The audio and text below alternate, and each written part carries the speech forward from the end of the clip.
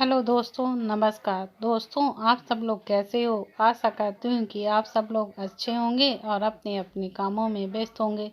दोस्तों, मेरी कहानी धड़कन लव द पावर के इसके आगे के भाग ऑलरेडी मेरे चैनल पर अपलोड कर दिए गए हैं।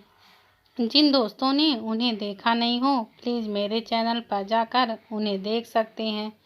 दोस्तों, अगर आपको मेरी कहानी पसंद आती है तो प्लीज़ मेरे चैनल को लाइक शेयर और सब्सक्राइब करना मत भूलिए। तो चलिए दोस्तों, हम आगे की कहानी शुरू करते हैं। अभी तक आप लोगों ने देखा कि किंजल जी तच से कहती हैं, तच बेटा, जैसा तुम सोच रहे हो ऐसा कुछ नहीं है। मैं निकिता को कभी छोड़ना नहीं चाहती थी अब आगे, लेकिन उसका वो कमीना बाप उसके दिमाग में मेरे खिलाफ हमेशा जहर भरता था। मैं बहुत बार कोशिश की थी बेटा निकिता को अपने पास रखने के लिए, लेकिन कोशिश सुनने में बहुत अच्छा लगता है, लेकिन कोशिश उस काम को पूरा करना बहुत मुश्किल होता है। और अगर आपने कभी कोशिश की होती ना तो निकिता शुरू से हमारे साथ होती। तच के दिल को चीर देने वाले शब्द सुनकर किंजल जी की नजरें नीचे झुक जाती हैं।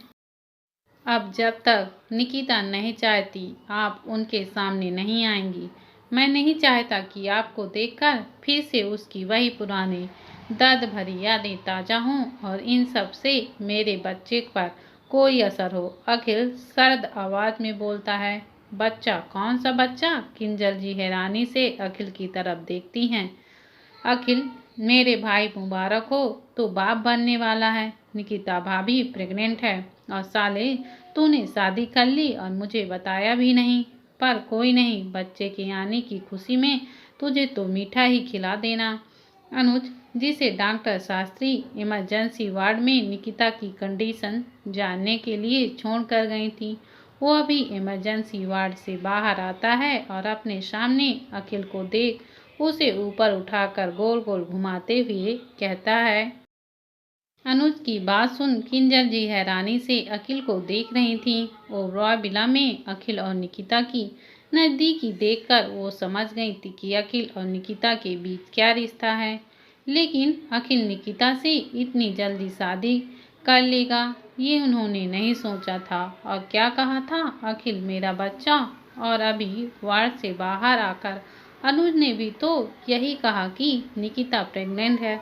तो कब से अखिल और निकिता एक साथ थे जो इतनी जल्दी निकिता माँ भी बनने वाली थी? मैंने तुझे कॉल किया था मेरी शादी में शामिल होने के लिए, पर तू तो इतना बिजी था कि तूने मेरा कॉल तक नहीं उठाया और अब मुझे उठाए खड़ा है। नीचे उतार मुझे, अखिल अनुज से कहता है। हाँ क्यों नहीं, ले उतार दिया। अनुज अखिल को नीचे उतारते हुए कहता है। तू भाभी से मिला नहीं ना? जा जल्दी से मिल ले। अनुज को क्या मालूम कि बाहर का माहौल क्या है, इसलिए वो बस बोले ही जा रहा था। अखिल तच की तरफ देखता है तो तच भी हाँ में सिर हिला देता है। अखिल वहाँ से वार्ड के अंदर चला जाता है। निकिता ने शादी कब की? किंजल जी पूछती हैं। आपको यहाँ रहकर निकिता के होश में आने का वेट करना है, कीजिए, और नहीं तो आप यहाँ से जा सकती हैं, कहकर तच दिव्या के पास आकर उसे अपने सीने से लगा लेता है। अखिल अंदर जाकर निकिता के बेड के पास पहुंचकर उसके चेहरे को करीब से देखता है। यही तो वो चेहरा है जिसे देखते हुए वो अपनी पूरी जिंदगी बिता सकता था, जिससे वो बेइंतहा मोहब्बत करता है। और अब तो वो उसके बच्चे को जन्म देने वाली थी। ये कितना खूबसूरत एहसास होता है ना, जब आप जिस लड़की से प्यार करते हो उसी लड़की से आपकी शादी होती है। वो लड़की आपकी पत्नी बनकर आपके घर आंगन को अपनी खुशियों से महकाती है और उसके बाद वही लड़की आपके बच्चे को जन्म देकर आपके बच्चे की माँ बन जाती है, आपके साथ अपनी पूरी लाइफ बिता देती है। अखिल निकिता के सर को चूमते हुए उससे कहता है। जान उठो ना, जान देखो तुम्हारा अखिल तुम्हारे बिना कितना अकेला है। तुम्हें तो सब पता था ना जान कि तुम्हारे आने से तुम्हारा अखिल फिर से जीने लगा है। तो तुमने ऐसा कदम क्यों उठाया जान? अगर तुम्हें कुछ हो जाता तो मैं जी नहीं पाता जान। मैं तुमसे बहुत गुस्सा हूँ, मुझे तुमसे कोई बात नहीं करनी। मैं तुमसे पूछता रहा कि जान अगर कोई बात है तो बता दो, लेकिन तुमने मुझे नहीं बताया। क्या तुम्हें मुझ पर इतना भी भरोसा नहीं था कि तुम्हारा अखिल सब कुछ ठीक कर सकता है? और देखो, तुम सिर्फ अपनी ही नहीं हमारे बच्चे की भी जान लेने वाली थी। अखिल निकिता के पेट को सहलाते हुए कहता है, आई एम सॉरी बेबी। पापा मम्मा का ख्याल नहीं रख सके, लेकिन अब ऐसा नहीं होगा। अब पापा मम्मी का पूरा ख्याल रखेंगे और आपका भी। अखिल झुककर निकिता के पेट पर किस कर लेता है। अखिल निकिता के पास स्टूल पर बैठकर उसके सिर को तो कभी कभी उसके पेट को सहलाता है और चूमता रहता है। अखिल सोचने लगता है कि जब निकिता ने अखिल से कहा था कि उसने स्लीपिंग पिल्स खाई है, तब से जब तक डॉक्टर ने अखिल से ये नहीं कहा कि निकिता और उसका बच्चा ठीक है, वो पल अखिल ने कैसे काटे थे, ये सिर्फ अखिल ही जानता था। उस पल की बेचैनी और दर्द अखिल किसी से कह भी नहीं पा रहा था। उसे तो ऐसा लग रहा था जैसे उसके अंदर से कोई उसकी रूह को खींचकर बाहर निकाल रहा हो। अखिल नम आंखों से निकिता को देखते हुए कहता है, जान तुमने गलत किया, तुमने बहुत गलत किया, तुम्हें ऐसा नहीं करना चाहिए था। अखिल सोच रहा था कि उसने जब नीतू को खोया था, अब उसने सिर्फ अपनी मोहब्बत को ही खोया था और उसकी ज़िंदगी से सारी खुशियाँ छीन गई थी। लेकिन अगर आज निकिता को कुछ हो जाता तो क्या वो दोबारा जीने के काबिल बचता? नहीं, उसमें इतनी हिम्मत नहीं है कि अब वो एक बार फिर अपनी मोहब्बत और साथ ही अपने बच्चे को खोकर जी पाए।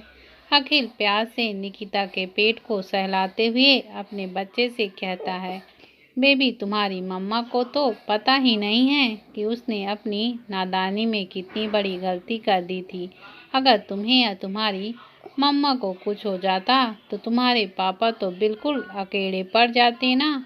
आपके पापा आपकी मम्मा से बहुत प्यार करते हैं, आपके पापा की जान बसती है आपकी मम्मा में। तो बेबी आपके पापा आपसे एक फेवर चाहते हैं, आप करोगे ना? तो बेबी आपको ऐसा करना है कि जब भी मम्मा का दिमाग ऐसे उल्टे पुल्टे बातों को सोचे तो आपको अपनी मम्मा को अपनी प्रेजेंस फील करवानी है, ताकि आपकी मम्मा का माइंड डाइवर्ट हो जाए और आपकी मम्मा ऐसा कुछ ना करे। अखिल नम आंखों से सारी बातें निकिता के पेट को सहलाते हुए किए जा रहा था। अखिल को बहुत खुशी हो रही थी। उसे ऐसा लग रहा था कि वो निकिता के पेट को नहीं बल्कि अपने बच्चे के सिर को सहलाते हुए अपने बच्चे से सारी बात कर रहा हो और उसका बच्चा उसकी सारी बात भी सुन रहा है। अखिल के चेहरे की चमक बता रही थी कि वो अपने बच्चे को पाकर कितना खुश है और जल्द से जल्द अपने बच्चे को अपने गोद में लेना चाहता है। वार्ड के मौजूद नर्स अखिल को उसके अजन्य बच्चे से बातें करते देख मुस्कुरा रही थी। तभी एक नर्स वार्ड के अंदर आते हुए अखिल से कहती है, सर आपको डॉक्टर ने अपने केबिन में बुलाया है। अखिल नर्स की बात सुनकर अपना सर हाँ में हिलाते हुए स्टूल से उठकर निकिता के माथे को प्यार से चूमता है, फिर झुककर एक बार फिर निकिता के पेट को चूमते हुए वार्ड से बाहर आता है तो देखता है कि किंजल दी धीर जी के साथ वहीं कॉरिडोर में रखे सोफे पर बैठी हुई सुबक रही थी। निकिता को एक वीआईपी वार्ड में रखा गया था, इसलिए वार्ड के बाहर चेयर की जगह सोफे लगे हुए थे। अखिल दिव्या को देखता है जो चुपचाप तज के बाहों में सिमटी हुई थी और दीक्षा भी तनय के साथ सोफे पर बैठी उसके कंधे पर अपना सर रखी हुई थी। लेकिन वहाँ अखिल को तेज और अनुज कहीं भी नजर नहीं आते हैं। अखिल दिव्या को आवाज़ देते हुए उसके पास जाता है और उससे बोलता है, बच्चा, मुझे डॉक्टर ने बुलाया है तो मैं उनसे बात करने के लिए जा रहा हूँ। तुम अंदर अपनी भाभी के पास चली जाओ। मैं उसे अकेला नहीं छोड़ना चाहता। वैसे तो नर्स अंदर है, फिर भी बच्चा, तुम चली जाओ तो मुझे तसल्ली रहेगी कि तुम अपनी भाभी के पास हो। दिव्या हाँ में सर हिलाकर वार्ड के अंदर चली जाती है और तक्ष भी दिव्या के पीछे वार्ड के अंदर जाने लगता है। अखिल डॉक्टर के केबिन की ओर चला जाता है। तुम कहाँ जा रही हो? तनय सबके जाने के बाद दीक्षा को वार्ड के अंदर जाते हुए देखकर उससे पूछता है। भाभी के पास वार्ड के अंदर? अच्छा ठीक है, चली जाना, लेकिन चलो पहले सबके लिए कॉफ़ी लेकर आते हैं। जब से ये सब हुआ है किसी ने भी कुछ खाया पिया नहीं है। तनय दीक्षा का हाथ पकड़कर कैफे एरिया की ओर ले जाने लगता है। तनय की बात सुन दीक्षा तनय के साथ सबके लिए कॉफ़ी लेने चली जाती है। अब कॉरिडोर में सिर्फ किंजल जी और धीर जी ही बचे हुए थे। डॉक्टर के केबिन के बाहर अखिल डोर नॉक करता है तो डॉक्टर शास्त्री अखिल को अंदर आने के लिए कहती हैं। अखिल जब केबिन के अंदर आता है तो देखता है कि अनुज और तेज पहले से ही डॉक्टर शास्त्री के साथ बैठे बातें कर रहे हैं। डॉक्टर शास्त्री अखिल को हाथ के इशारे से चेयर पर बैठने के लिए कहती हैं। अखिल डॉक्टर शास्त्री से, आंटी आपने बुलाया? हाँ अखिल, मुझे तुमसे तुम्हारी वाइफ के बारे में कुछ बातें करनी थी, जो कि तुम्हारी वाइफ और बच्चे के सेहत के लिए तुम्हारा जानना जरूरी है। डॉक्टर शास्त्री निकिता की रिपोर्ट को पढ़ती हुए कहती हैं। अखिल डॉक्टर शास्त्री की बात सुनकर अखिल हाँ में सर हिलाते हुए कहता है, हाँ कहिए ना, क्या बात है। अखिल को निकिता और अपने बच्चे को लेकर थोड़ा दर्द भी लग रहा था कि ना जाने अब डॉक्टर उससे क्या कहने वाली है। डॉक्टर शास्त्री, देखो अखिल, ये किस्मत कहो या फिर इत्तेफाक कि तुम्हारी वाइफ ने जो स्लीपिंग पिल खाई थी उसका पूरा असर होने से पहले ही तुम उसे हॉस्पिटल लाने में कामयाब हो पाए, नहीं तो बहुत कुछ हो सकता था। जैसे तुम्हारी वाइफ का मिसकैरेज या फिर उसकी बॉडी पैरालाइज भी हो सकती थी, लेकिन भगवान का शुक्र है कि माँ और बच्चा दोनों ही ठीक हैं। लेकिन इसका मतलब यह नहीं है कि तुम या और कोई लापरवाही करो। तुम्हें बहुत ध्यान देना होगा, हर वक्त उसका ख्याल रखना होगा, उसके मूड स्विंग और क्रेविंग्स का भी। अब तुम्हें उन दोनों का बहुत ख्याल रखना होगा। जैसे तुम्हारी वाइफ ज़्यादा देर तक भूखी ना रहे और टाइम से मेडिसिन ले, वो किसी भी बात का स्ट्रेस ना ले, उसे जितना हो सके खुश रखने की कोशिश करना है। तुम्हें तभी माँ और बच्चा दोनों हेल्दी होंगे और इससे तुम्हारे बच्चे की ग्रोथ भी अच्छी होगी और डिलीवरी के टाइम भी कोई प्रॉब्लम नहीं होगी। डॉक्टर शास्त्री अखिल को और कई हिदायतें देती हैं, जिन्हें अखिल बड़े ध्यान से सुनता है। और इधर किंजल जी उठकर वार्ड के पास जाकर वार्ड के अंदर ग्लास विंडो से झांककर निकिता को देखने लगती हैं। तो निकिता को बेहोश और उसका मुरझाया हुआ चेहरा देखकर किंजल जी की आंखों से आंसू गिरने लगते हैं। किंजल जी निकिता को देखते हुए ग्लास विंडो के ऊपर अपना हाथ रखती हैं, जैसे वो निकिता के चेहरे को प्यार से छू रही हों। किंजल, वो ठीक है? धीर जी किंजल जी के पास आकर उन्हें कंधे से पकड़ते हुए कहते हैं। किंजल जी ग्लास विंडो को छूते हुए भर्राए गले से धीर जी से कहती हैं, धीर जी, मैंने कभी भी अपने बच्ची को खुद से अलग करना नहीं चाहा था। ये सब कि इसके कमीने बाप अमर जी की वजह से हुआ है। अमर उर्फ मिस्टर खन्ना, इस इंसान ने पहले तो मेरी जिंदगी बर्बाद कर दी, उसके बाद भी जब उससे सब्र नहीं हुआ तो वो हर रोज मेरी बच्ची के दिमाग में मेरे खिलाफ जहर भरता रहा। और देखिए ना, मेरी फूटी किस्मत, आज मेरी बच्ची मुझसे ही नफरत करती है। किंजल जी रब रोते हुए दीदी के कंधे पर अपना सर रख सुपकते हुए कहती हैं, मुझे मेरी बेटी चाहिए दीदी, मुझे मेरी बेटी चाहिए दीदी। की आंखें भी नम हो गई थीं। दीदी किंजल जी के सर को सहलाते हुए कहते हैं, किंजल, हम दोनों मिलकर उसे समझाएंगे कि तुम उससे कितना प्यार करती हो, और देखना वो समझ भी जाएगी और तुम्हें अपने गले से लगाकर माँ भी कहेगी। दीदी की कही बातें सुनकर किंजल जी जल्दी से अपना सिर उनके कंधे से हटाकर उन्हें देखकर चमकती हुई आंखों से पूछती हैं, आप आप सच कह रहे हैं ना? निकिता मुझे माँ कहेगी ना? हाँ कहेगी, लेकिन अभी हमें यहाँ से चलना चाहिए, क्योंकि निकिता के साथ बाकी सब भी तुम्हें गलत समझ रहे हैं। अभी कोई भी तुम्हारी बात को नहीं समझेगा, इसलिए अब घर चलो। जब निकिता हॉस्पिटल से डिस्चार्ज होकर अपने घर चली जाएगी, तब हम उसे सारी सच्चाई बताएंगे और उसे सुनना भी पड़ेगा। लेकिन अभी चलो, अभी उसका हस्बैंड भी गुस्से में है, तो हो सकता है कि वो तुम्हें निकिता से मिलने भी ना दे। दीदी सही कह रहे थे, क्योंकि अभी अखिल और तेज के सब कुछ पता करने पर सभी किंजल जी को ही गलत समझ रहे थे, और कोई भी यह नहीं चाहता था कि किंजल जी निकिता के सामने भी जाए। इसलिए किंजल जी निकिता को देखते हुए वहां से जाना ही सही समझती हैं और अपने आंसू साफ करते हुए कहती हैं, अब निकिता को मेरी बात सुननी ही होगी। बहुत रह ली मैं उसके बिना, अब और नहीं। चलिए चलकर उसके घर आने की तैयारी करते हैं।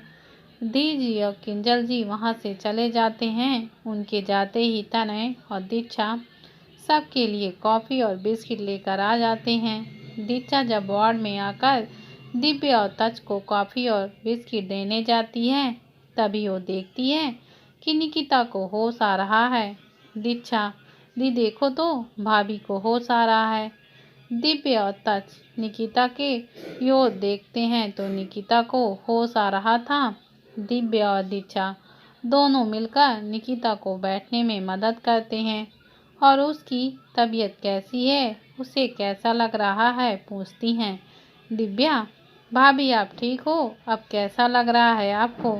दिव्या वार्ड में मौजूद नर्स को डॉक्टर को जल्दी बुलाने के लिए कहती है। मैं ठीक हूँ, निकिता धीमी आवाज़ में कहती है और उसकी नज़रें पूरे वार्ड में अखिल को ढूंढने लगती हैं।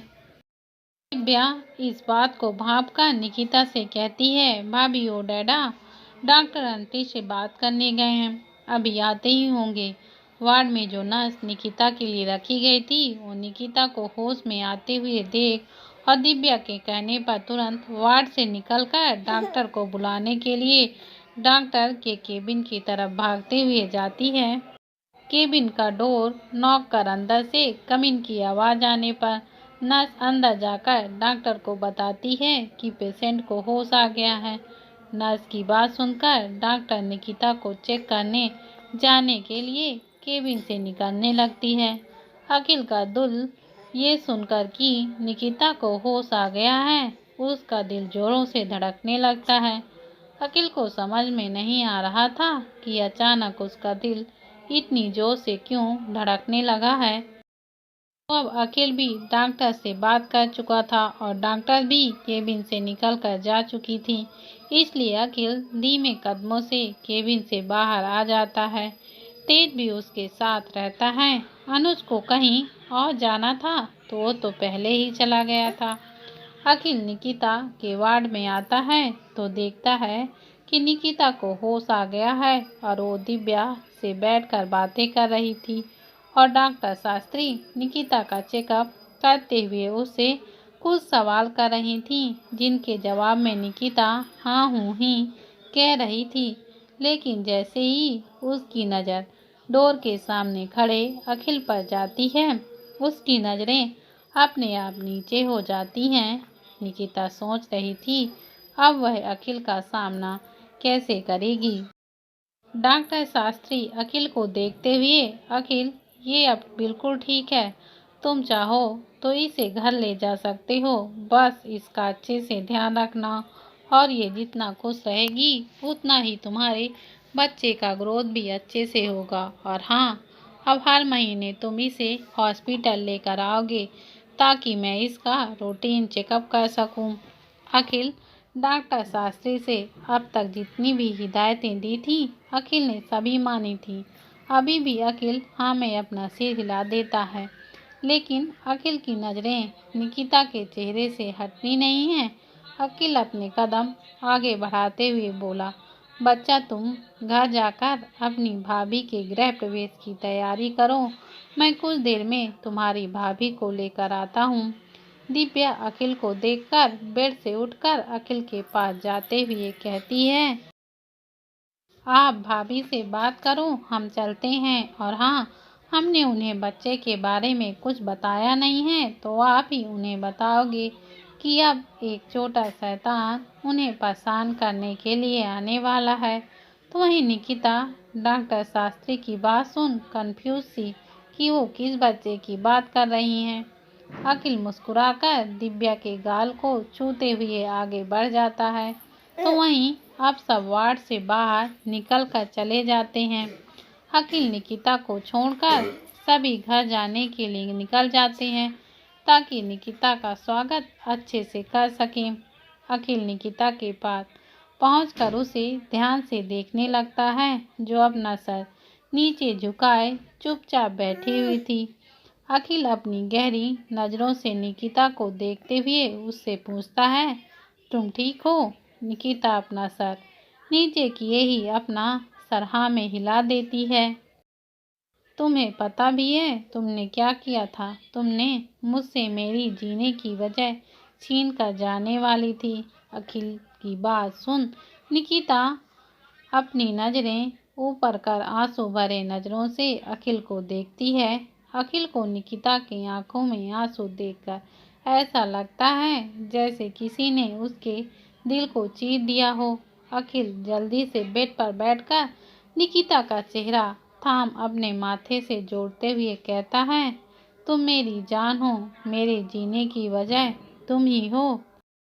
तन्हे दीक्षा और तेज हॉस्पिटल से निकल गए थे क्योंकि तेज निकिता से मिलना नहीं चाहता था, क्योंकि तेज को ऐसा लग रहा था जैसे उसके और जूही की वजह से निकिता को अपनी माँ का प्यार नहीं मिला है। यहाँ तो वो और जूही किंजल जी की गोद में सर रखकर सोते थे, उनके हाथ से खाना खाते थे, पर निकिता को तो माँ का दुलार तक नहीं मिला। तो वहीं तच और दिव्या बातें करते हुए साथ चल रहे थे। तभी तच का फोन रिंग करता है। तच अपने पॉकेट से फोन निकाल कर देखता है तो उसे मान कॉल कर रहा था। तच दिव्या से, 1 मिनट, मान का कॉल है, मैं बात कर लेता हूँ, तुम चलो, मैं तुम्हें ज्वाइन कर लूँगा। दिव्या तच की बात सुन ओके बोल आगे बढ़ जाती है और तच भी मान का कॉल रिसीव कर उससे बात करने लगता है।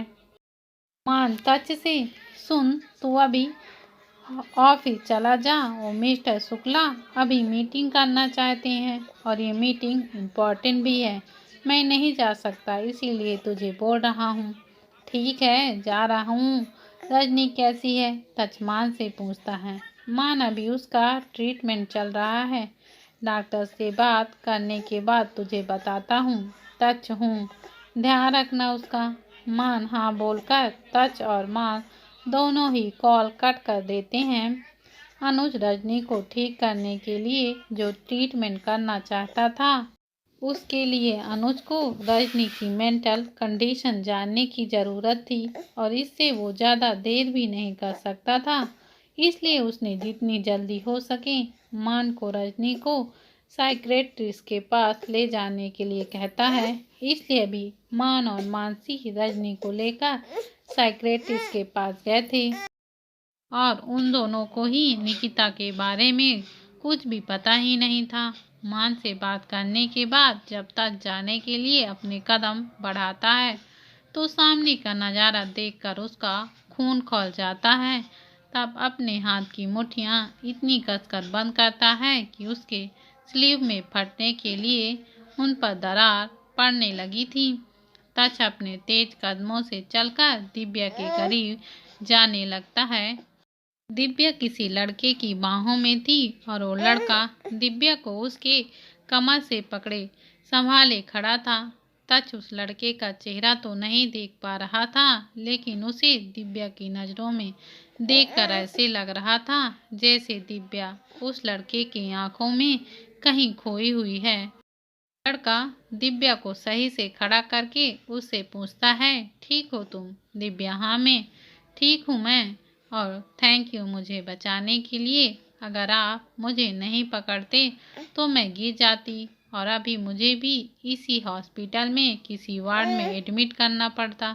दिव्या हंसकर कहती है, लेकिन वो लड़का दिव्या से कुछ कहता नहीं है। बस वो एकटक नज़रों से दिव्या की आंखों में देखता है, जहां उसे उसके पीछे से आते हुए तच की परछाई नजर आ रही थी। तो वो लड़का दिव्या से बिना कुछ कहे जल्दी से वहां से चला जाता है। दिव्या उसे बिना कुछ कहे जाता देख खुद से ही कहती है, बड़ा अजीब आदमी है, थैंक यू का जवाब भी नहीं देकर गया। तच दिव्या के पास आकर, क्या हुआ, अभी तक यहीं खड़ी हो? दिव्या तच का हाथ पकड़ लेती है। दिव्या के तच का हाथ पकड़ने पर अभी जो हाथ मुट्ठी बंधे हुए थे अब वो ढीले पड़ जाते हैं। दिव्या तच से, तच आपको पता है अभी ना मैं आपको पीछे मुड़कर देखते हुए चल रही थी, जिससे मैं आगे एक लड़के से टकरा गई थी। वो तो उसने मुझे गिरने से बचाया था, इसलिए मैंने उसे थैंक यू कहा, पर वो लड़का बड़ा अजीब था, बिना कुछ कहे ही चला गया। तब दिव्या के कमर में हाथ डालकर उसे अपने करीब खींचते हुए आगे चलते हुए कहता है, कोई बात नहीं, कभी मिले तो फिर से थैंक यू कह देना। दिव्या अपने कमर पर तच के हाथ कसते हुए महसूस करती है तो दिव्या तच के सीने पर अपना सर रखते हुए कहती है, तच मुझे दर्द हो रहा है, गलती से गिर गई थी और अगर वो मुझे नहीं संभालता तो मुझे चोट भी लग जाती। अब तक तच दिव्या को अपनी कार के पास लेकर आ गया था। तच दिव्या को कार से सटाते हुए उसकी आंखों में देखते हुए कहता है, मैंने इन आंखों में उसे देखकर एक खुमारी की झलक देखी है। दिव्या मुस्कुराते हुए तच के कॉलर को पकड़कर अपने करीब खींचते हुए कहती है, इन आंखों में प्यार की खुमारी तो सिर्फ आपके लिए है। वो तो एक अनजान था जिससे मुझे कोई मतलब नहीं है। तब दिव्या को छोड़कर कार में बैठ जाता है तो दिव्या भी कार के अंदर आकर सीट में न बैठकर उसकी गोद में बैठकर अपने गाल तच के बियड पर रगड़ते हुए अपनी उंगली तच के सीने पर दिल की जगह पर चलाते हुए कहती है, मुझे ये पसंद है, इसके अलावा चाहे कोई मेरे सामने पूरी दुनिया भी लाकर रख दे तो मुझे वो नहीं चाहिए। मैं आपके करीब अपनी और आपकी ज़रूरत पूरी करने नहीं आती, इसलिए आती हूँ ताकि आपके बाहों में समाकर आपको वो सुकून दे सकूँ जो सिर्फ मुझे आपके करीब आने से मिलती है और आपको मेरे करीब आने से मिलती है। तचकार का पार्टीशन आनकर दिव्या के बाल पीछे से पकड़कर उसके चेहरे को ऊपर उठाकर उसके लब पे अपने अंगूठे को चलाते हुए कहता है, और ये सिर्फ मेरे लिए ही होना चाहिए कि तुम्हें मेरी बाहों में ही सुकून मिले, क्योंकि इंसान को अगर सिर्फ मोहब्बत हो तो वो बदल जाता है, लेकिन जहाँ मोहब्बत के साथ धड़कन का साथ हो वो कभी नहीं बदलता। तच के कहने पर दिव्या अपने ओंठ तच के ओंठों पर रखकर उसे किस करने लगती है। तच भी दिव्या को किस कर रहा था, लेकिन साथ ही उसके किस में गुस्सा भी नजर आ रहा था। उसकी कार हॉस्पिटल के गेट के बाहर निकल जाती है तो पीछे उसकी कार को देखते हुए वही लड़का जिसने दिव्या को गिरने से बचाया था वो उनकी कार को घूरते हुए कहता है, इसने मुझे पहचाना क्यों नहीं? क्या इसकी याददाश्त चली गई है? ऐसा नहीं है, अगर इसकी याददाश्त गई होती तो ये तच के साथ कैसे होती? कुछ तो है जो सामने होकर भी सामने नहीं है, पता करना पड़ेगा। कहते हुए वो लड़का अपने पॉकेट से फ़ोन निकालकर किसी को कॉल करता है कॉल रिसीव होने पर वो लड़का बोलता है, सुहाना जिंदा है और तच के साथ है। और हैरानी की बात तो यह है कि उसने मुझे पहचाना ही नहीं। क्या ऐसा हो सकता है कि उस दिन जो बुलेट उसके सर पर लगा था और एक्सीडेंट हुई थी, उसकी वजह से मेमोरी लॉस हो गई हो। उधर से कुछ कहा जाता है, जिसे सुन वो लड़का कहता है, ठीक है, मैं वेट करता हूँ। तभी उसे दूसरे साइड से फोन के कटने की आवाज़ आती है। वो लड़का डेविल स्माइल करते हुए कहता है, सुहाना, सुहाना तुम क्यों वापस आ गई? लगता है इस बार तुम्हारे मरने के बाद ही तुम्हारे पास से हटना होगा। इधर निकिता के वार्ड से अखिल निकिता का अपने दोनों हाथ में हाथ थामे हुए उसके ऊपर झुकने लगता है। निकिता अपनी नजरें नीचे किए झुकते हुए बेड पर लेट जाती है। अखिल पूरा निकिता के ऊपर आ गया था, लेकिन अभी तक निकिता ने अपनी पलकें उठाकर अखिल को देखा नहीं था।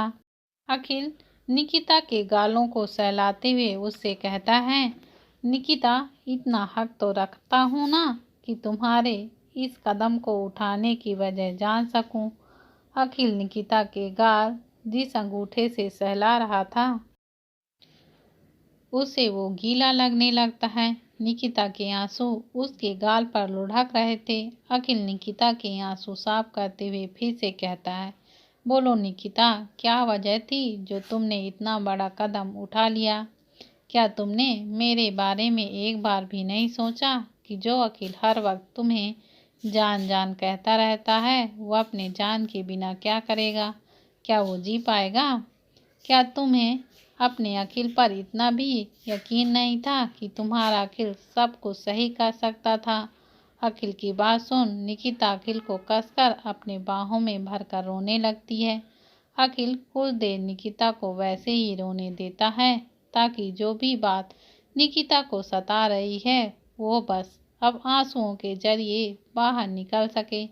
निकिता आंसू भरे पलकों को उठाकर अखिल को देखती है, जो उसके ही ऊपर लेटा उसके नम आँखों को देख रहा था। निकिता उसे देखते हुए सुसकते हुए बोलती है, आप थे वो वजह?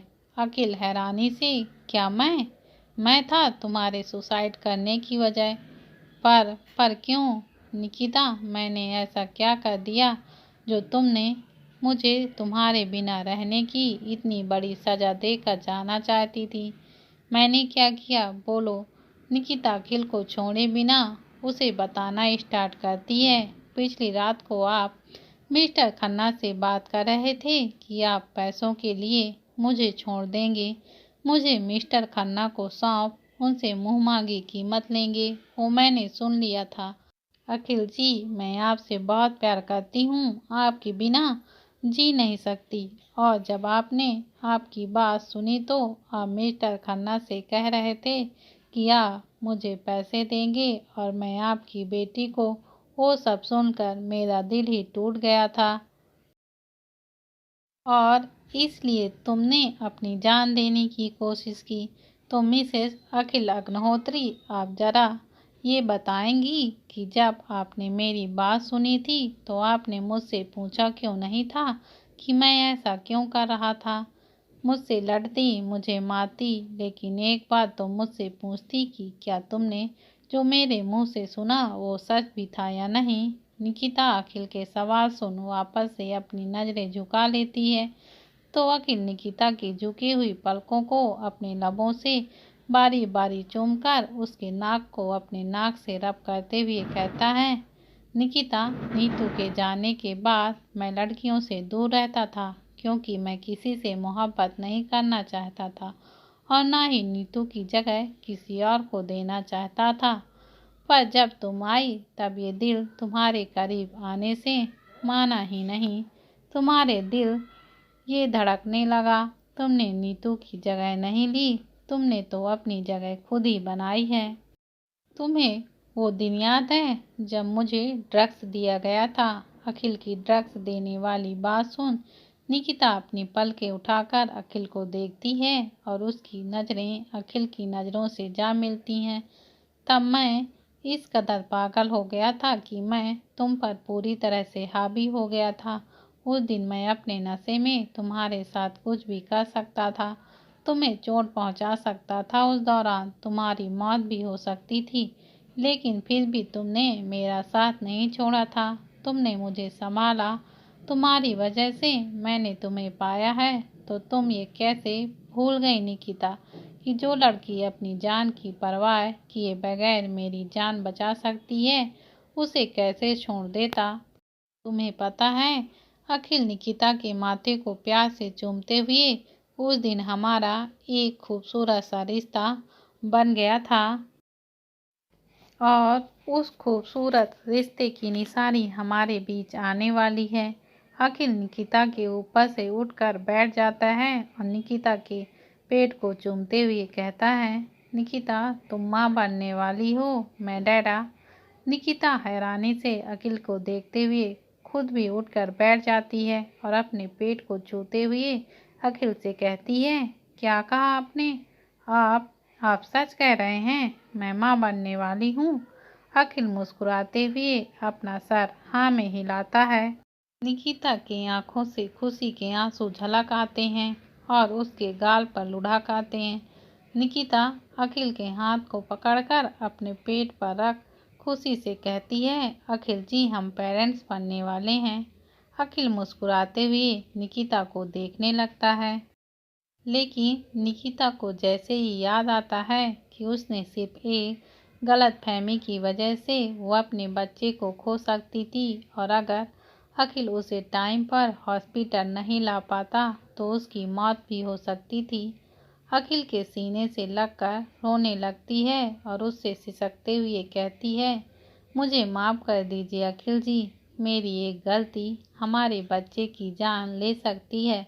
आई am sorry Akhil ji. Ward के अंदर एक नर्स निकिता के डिस्चार्ज के पेपर अखिल से साइन कराने के लिए लेकर आती है, लेकिन जैसे ही वो वार्ड के अंदर आकर अखिल और निकिता को एक दूसरे की बाहों में सिमटे देखकर मुस्कुराते हुए वहां से चली जाती है। अखिल निकिता का हाथ थामकर उससे कहता है, निकिता चलो, अब हम अपनी जिंदगी की नई शुरुआत करते हैं। अब हम जिंदगी की नई शुरुआत करते हैं। अब हम एक जिंदगी की नई शुरुआत करते हैं। दोस्तों, अगर आपको मेरी वीडियो पसंद आती हैं तो प्लीज़ मेरे चैनल को लाइक शेयर और सब्सक्राइब करना मत भूलिए और प्लीज़ ज़्यादा से ज़्यादा कमेंट करके यह बताएं कि आपको मेरी कहानी कैसी लगती है, जिससे कि मुझे आगे की कहानी बनाने में प्रेरणा मिले।